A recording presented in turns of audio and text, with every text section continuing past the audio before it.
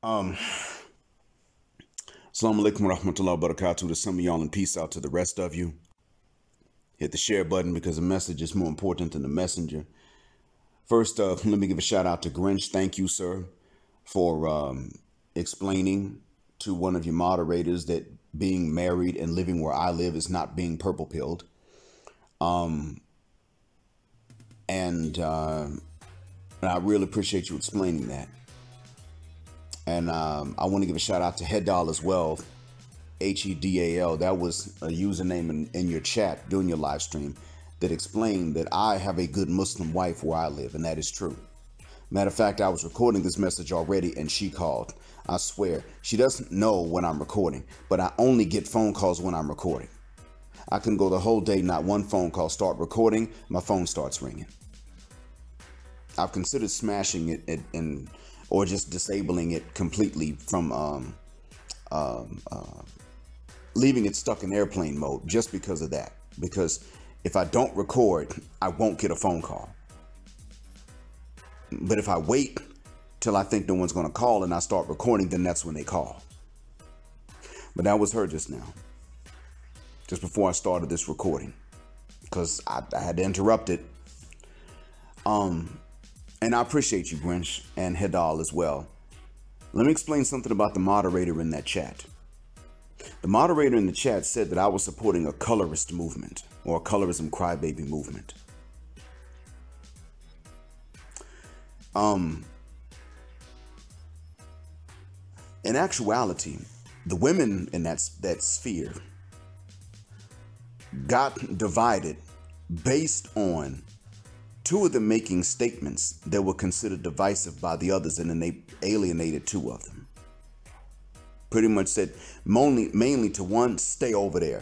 And then some of them said the same thing to another who rocked with her, stay over there. We ain't here for that division. So in actuality, they've tried to avoid being divisive. They are reacting to divisiveness. Most of the black community in America is not calling for MLS people to be pushed out. The problem is that those who do call for it seem to be pretty loud. And they seem to be gaining numbers. But let me tell you about this moderator. This moderator disrespected a man from the UK named McCham, who was not disrespectful himself when he went on a Golden Ladies live stream. As a matter of fact, the word golden is in her name. For legal reasons, I'm not saying her whole name because I'm not allowed to refer to any person as a deity where I live, and I'm okay with that law actually. But Golden is her first name on YouTube. She had a live stream and she doesn't start any beef. I tip my hat to her because although people may come on and say mean things, she doesn't start the beef. If there is going to be a beef, it ain't going to be something she began. Now, McCham came on. He believes that if you are light-skinned or mixed, you are not black. He is unmixed from the UK, and he simply believes that we have to have different spheres of representation, but that we're still related and we don't have to be fighting with each other. Golden has the same idea. We can't represent each other. We're related, but we don't have to be scrapping with each other. They get along fine. He went up on her live stream. That same mod that was telling you that I'm purple pill Grynch, yeah, he called McCham crispy. That sounds like colorism to me because, see, I've never endorsed making fun of somebody's complexion. Notice even when I talk about the Western European Wyatts, it's always about what they've done and not about how they look. They don't determine how they look. They determine what they've done. And even the ones today don't determine what their ancestors did, but then they keep wanting to celebrate them as heroes and trying to gaslight us. And so then I make fun of them for that. You don't support colorism, Grynch. I don't. Your mod that sounded like he doesn't, does, or he did that day. Now, he wasn't the only one. There was another man that got disrespectful too. But I didn't see him in your stream, and so I don't call his name out. Now, if this mod, and granted, her live stream, Mrs. Golden's live stream is not up anymore, so I can't go back and give you a link and a timestamp. But If this moderator is not the same one that was in her chat calling McCham crispy, then it's somebody with the same name. And if I find out that that's the case, I will gladly stand corrected and change what I've said. But then I'd have to ask how your moderator saw me in that sphere. Anyway, thank you, Grynch and Hedal. Now, the reason I wanted to record this was because I wanted to point something out about my credibility. Number one, why would I talk about being so one-sided and then talk about being fair? Simple. Being one-sided is fair because we're forced to be. We don't have a choice. We've already been taking accountability as men for things that we've done, things we haven't done, things we didn't know about, things we didn't know any better than. We've taken accountability with far fewer options. The ladies have had far more options and have taken no accountability as a whole, collectively. A few of them have done so, and then they get called pick-me's. That's not okay to me. Next.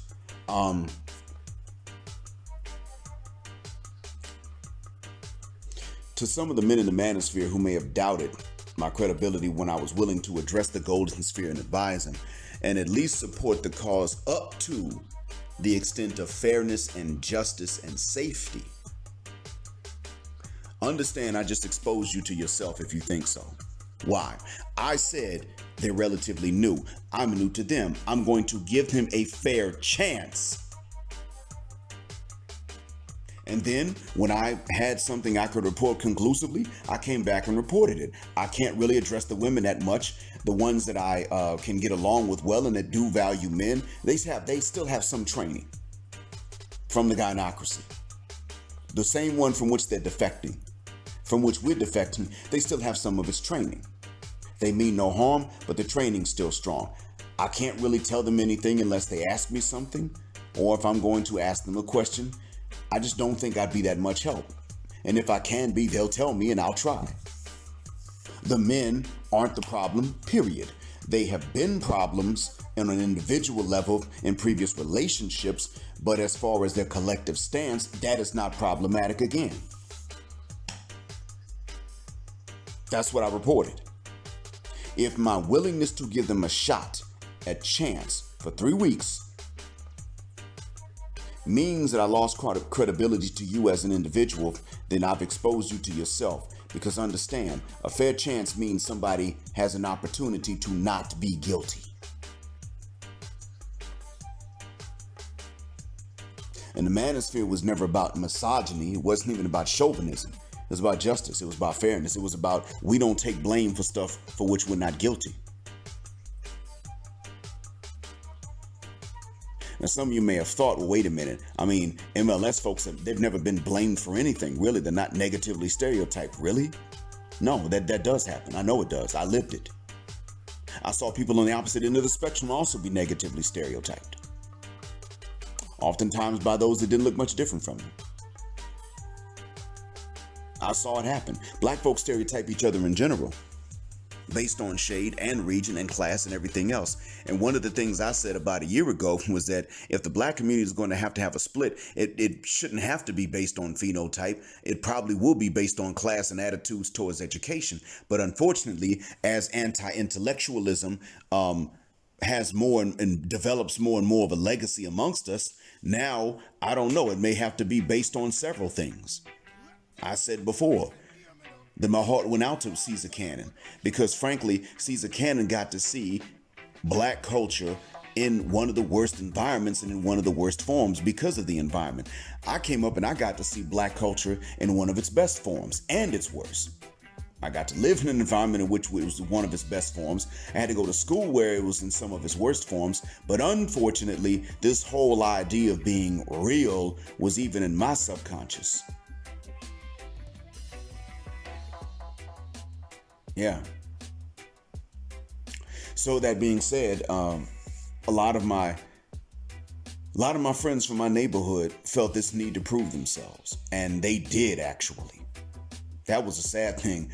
Some of them proved themselves. Yeah. One of them became a boxer for several years. Now he wasn't. He didn't go pro, but he was on the circuit, and he never got knocked down. He lost due to technicalities. He never got knocked down. No, wasn't nobody able to knock him out.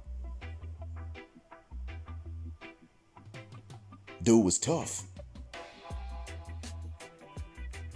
He did some time. He survived. He thrived, actually.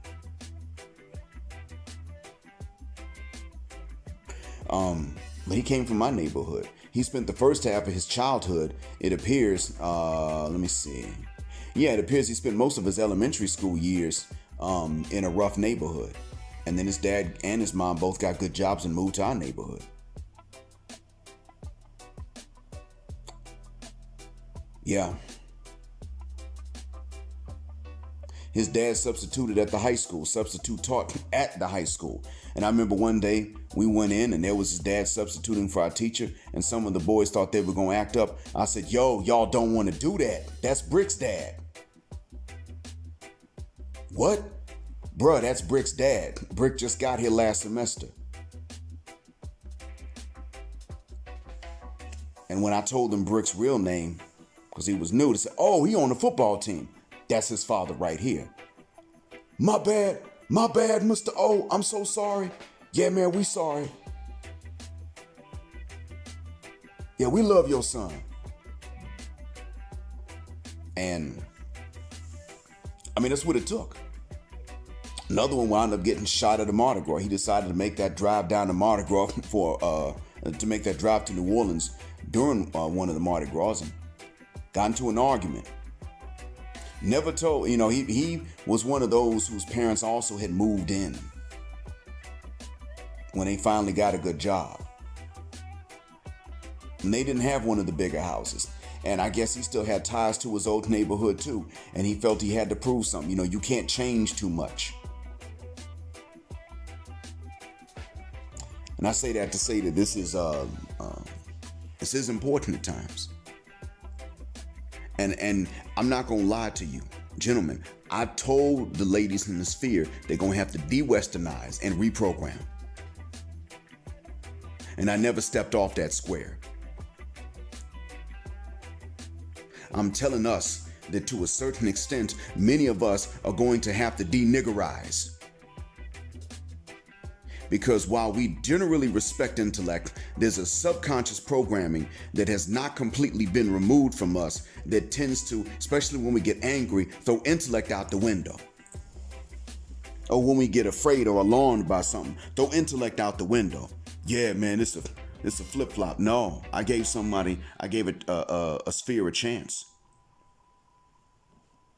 And I can tell you, there are going to be some other men that are in that sphere, and they also manosphere.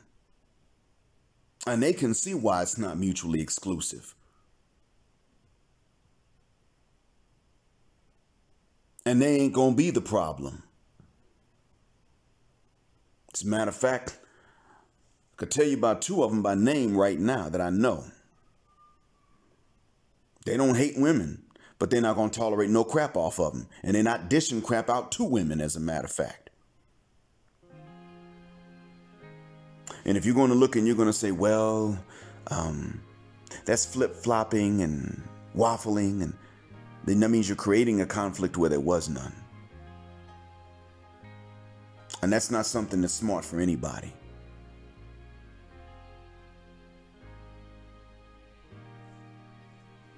As a matter of fact, you will undermine your own credibility if that's how you're going to do it. You can answer a conflict. We men, we can answer them. We don't have to go and create them.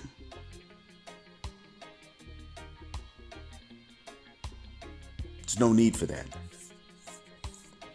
The men and the women in that sphere were going to try to cooperate. I think a few ladies messed that up. The men didn't really have a chance to, but I think a few ladies screwed that up. Not even most of them, a few did.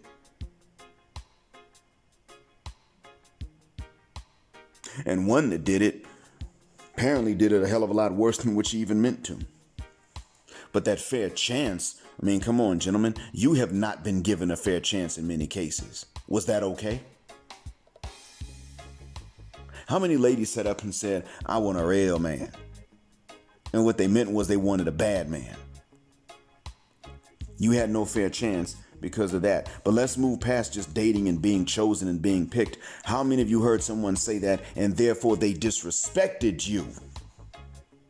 Because by you having manners, they saw you as a pushover wimp.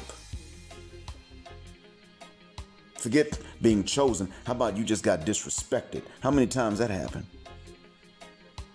Because of the stereotypical N-word that you were not. They didn't give you a shot.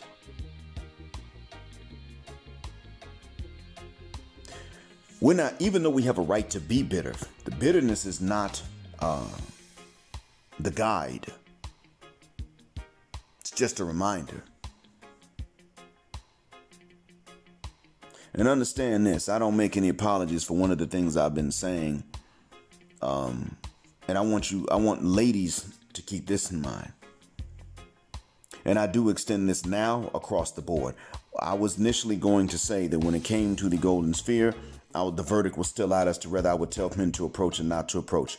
I would tell men to put off approaching until women of the golden sphere distinguish themselves from other Western women.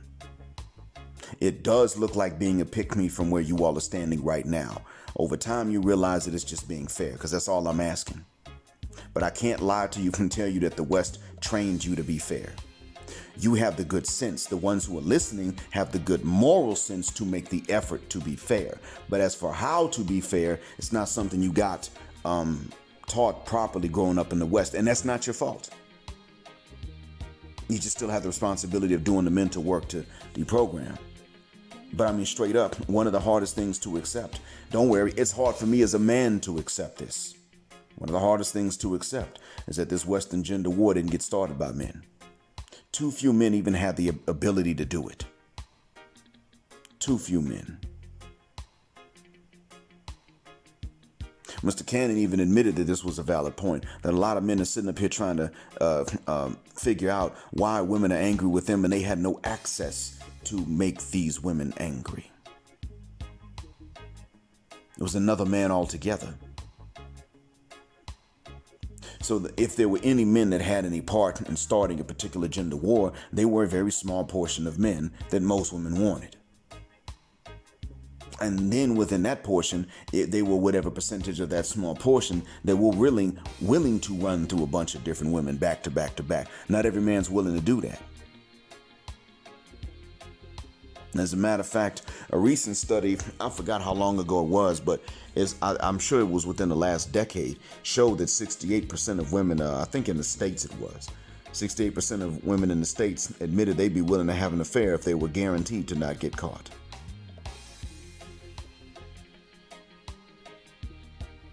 It's not your fault. You didn't do that. But that's the environment that fostered you, and I want y'all to understand that. So I have to tell men still, in the West in general, do not make approaches, period. Because nothing else has gotten the same results as that. It's not hatred. It's just self-defense and self-preservation.